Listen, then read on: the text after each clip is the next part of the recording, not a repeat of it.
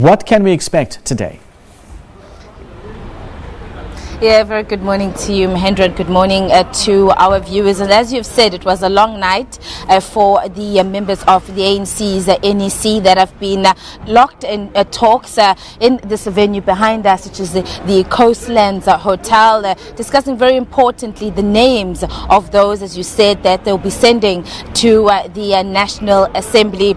We understand that they got through most of the work last night in terms of reducing the names, as we know yesterday from the briefing that we had from the Deputy Secretary General, Jessie Duarte, was that they started off with 800 names that had been submitted from the 9 provinces for the National Assembly, or those members or leaders that they'll be deploying to the National Assembly. They then had to bring down that 800 down to 400, and they were certain that they would then conclude the conference with the 200 names that would then have been approved by the ANC's NEC.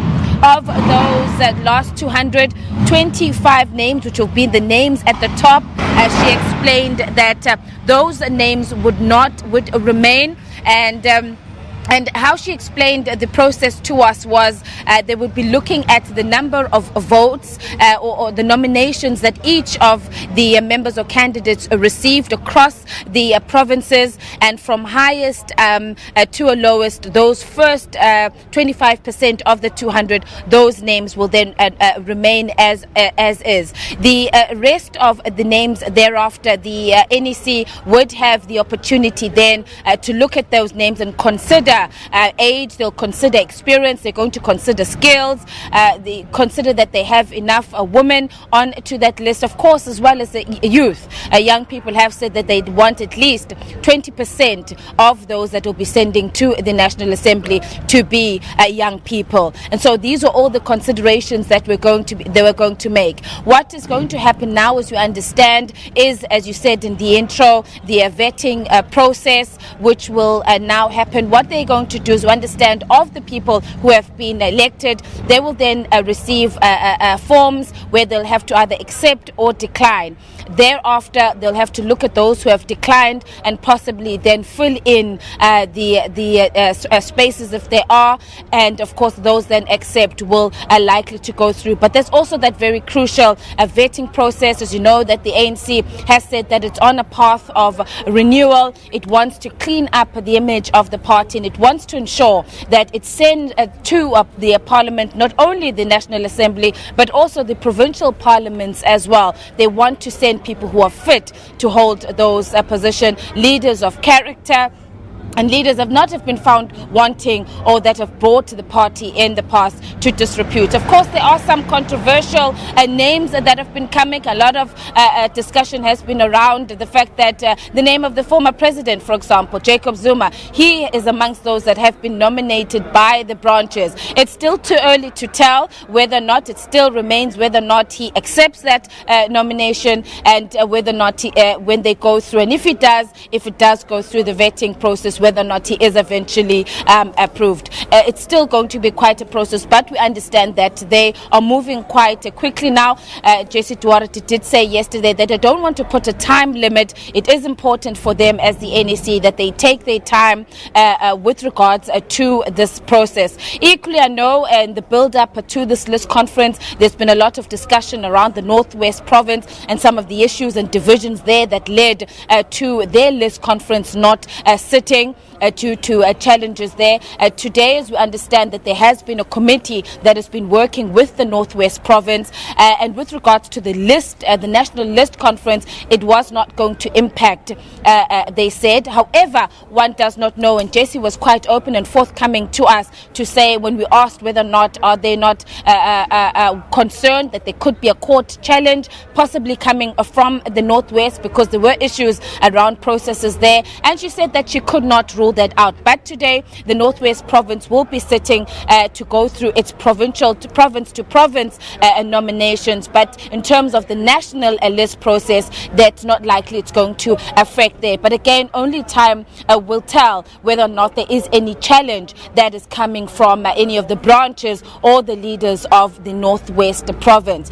But as they today hopefully will wrap up, we will be getting an update from the leaders of the ANC today on how the process went. Not too sure whether or not today we will be able to get that final list, but we are going to be, of course, be covering. We're out here today throughout the day and waiting to find out what we get. How did the process conclude? And possibly, I think everybody in South Africa will be eager to find out who will be amongst those 200 names that the ANC will trust to represent them at the National Assembly. Of course, aside from that, Mahendra, you'd know that the party leaders are here. In fact, the entire ANC has descended to the province of KwaZulu-Natal because in the next week, two major events are going to be held here, that being the January 8th statement, which will be held on Tuesday. That main event will be held in Umhlanga. President Cyril Ramaphosa will be addressing that. The party's top six is going to be deployed to the regions, different regions of KwaZulu-Natal, as well as some of the members of the party's NEC. And thereafter, then, it's going to be the big event on Saturday, on the 12th, at the Moses Mabhida Stadium, and that is going to be the national manifesto launch, the party's manifesto. So it's going to be quite a hectic program for the ANC over the next couple of days. A lot of mobilization. Once they're done here with the business of their day, have concluded the NEC meetings, they are then going to be going out, will spread out across KwaZulu-Natal to mobilize support for these events that are going to be taking place throughout the province of KwaZulu-Natal. So it's going to be, as I said, a very, very busy week for the ANC. They've said that they're confident that particularly on the 12th, which is the national manifesto, election manifesto, that they are going to be able to fill up the 85,000-seater Moses Mabhida Stadium. They're saying that, yes,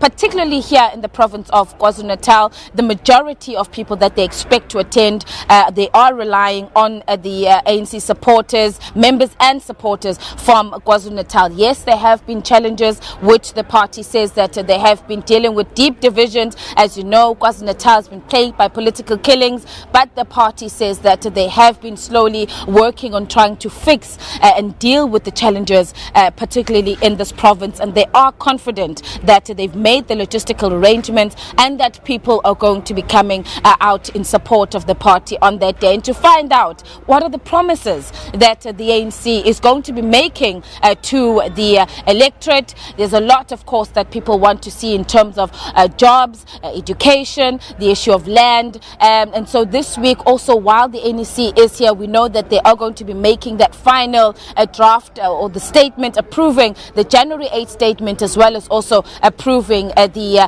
ANC's manifesto statement, which will be delivered, as I said, on Saturday by the president. So certainly, Mahendra, we're going to be here for the rest of the day, and we'll be giving our viewers the updates from the ANC's national list conference as it wraps up today, and we'll also hopefully be catching up with the party leaders on the programs for the rest of the week. Mahendra. Ayanda, any idea exactly what time we may get the announcement of the list? Mahendra, they have not yet given us a time, except to say that we should be here around lunchtime, where we are hoping expecting that the party leaders or the Deputy Secretary General will come out and address the media on how they concluded their process, and whether or not at that time we will be able to get the 200 names. But we have not been given a time. We expect that around midday they will be coming out to give us a briefing. But we are here, as I've said, and we're going to keep our viewers updated throughout the day. And just before you go, Jessie Duarte has been reported as saying that the party is not ruling out the return to Parliament for ill-disciplined or corrupt members. What's the feeling on the ground where you are right now about this? Yes, certainly. It was one of the questions that was posed to her on with regard to the vetting process. As I've said, there's some leaders who have had to, in the last year, resign from a parliament, who have been found wanting, for flouted the constitution. And she said that top of the list when it comes to vetting, what they will do is they consider whether or not the person has a criminal record. She said she cannot rule out any other individual, whether or not they could make it onto that list and be then deployed to Parliament. So you're absolutely correct. We're still going to be waiting to find out, and I guess that will be the opportunity once we've confirmed who is onto that list. That is then when we'll be able to critically ask the ANC these questions. As I said, the party has said that it's on a path to clean itself. It wants to send leaders that are fit, leaders that are credible, leaders with integrity to represent them in the National Assembly. And it's not just Mahendra in the National Assembly. We're also looking at the provincial legislatures as well, as the same rules are going to apply for those members that will be representing the party in the provincial assembly and the provincial, legislatures. So we're still, of course, needing to wait and find out who is on that list. Some of the names that, as I said, are who have been controversial in the past, and former ministers, former members of Parliament. Once we see who's accepted the nomination and who the party has elected to represent them in Parliament, we'll then be able to put those questions forward to them on the vetting process and how they came about to elect those controversial leaders to represent them in Parliament. Thank you very much indeed, Ayanda. We'll have to leave it there for the moment.